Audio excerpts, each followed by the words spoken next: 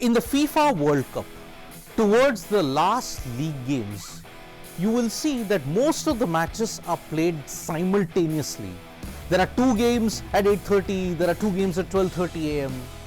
Why is it like that? Sponsor commitments? Ads? Logistics? Schedule?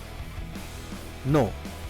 The issue as to why all the last round league games are played simultaneously goes back to a very shameful incident that happened 40 years ago at the FIFA World Cup. The 1982 World Cup that was held in Spain witnessed one of the most talked about events and one that changed the entire dynamics of how the league games have to be organized. I am talking about the 1982 World Cup and the disgrace of Gijon that saw the entire league face changed. So what exactly is the disgrace of Gijon? Well, you have to look at an incident in 1982 in a match involving West Germany and Austria.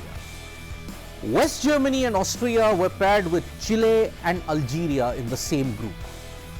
Already the 1982 World Cup had produced one of the biggest upsets in the history of the tournament. West Germany lost to Algeria, and that loss was on par with Italy's loss to North Korea in 1966. Now with that loss, plus Austria's unbeaten run, saw the last round of the league games heading into a very decisive phase.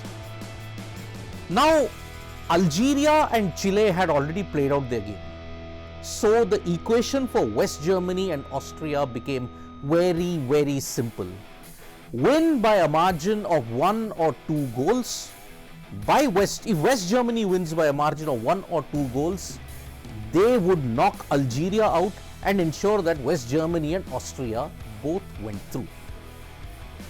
Now, since this was the last league game and Chile and Algeria had already played the day before, the equation was well known. The game started off intently with West Germany taking the lead after 10 minutes. But from that point in time, everything went downhill. The passing was very mediocre. There was no attempt made at goal. Accuracy went missing. The passing and the intensity was such that they felt like they just wanted to kill time. The aggression and the will to win or even challenge went missing. The fans and commentators were appalled at what they saw in Gijon. Some West German commentators stated that they do not watch the match live on TV. Some refused to even commentate after a particular point in time. Algerian fans who were eagerly watching the match from the stadium, they started waving cash, fake cash notes obviously, to suggest that it was all fixed. After 90 minutes, the match ended 1-0 in favor of West Germany.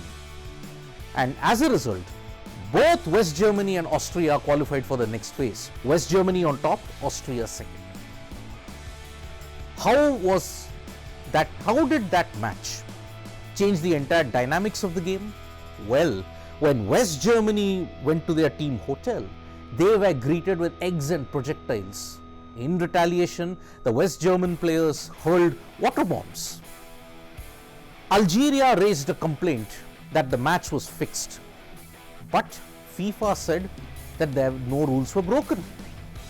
In a most cruel way, Algeria were knocked out of the 1982 World Cup because they had created history by winning 2 matches. First time anybody from the African CAF or an Arab nation had won 2 games in the World Cup.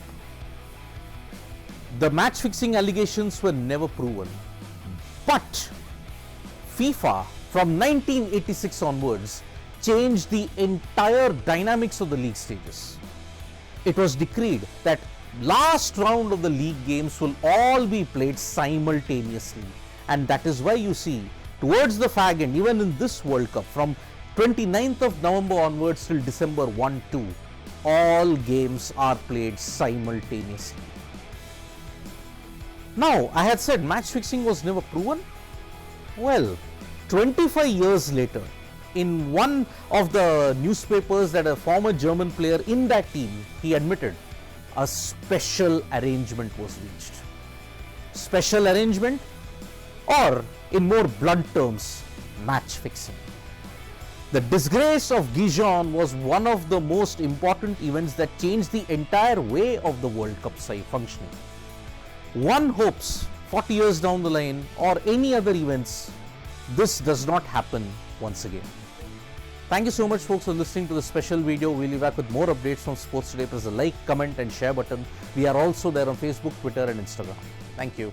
32 countries, 8 groups and 7 past champions.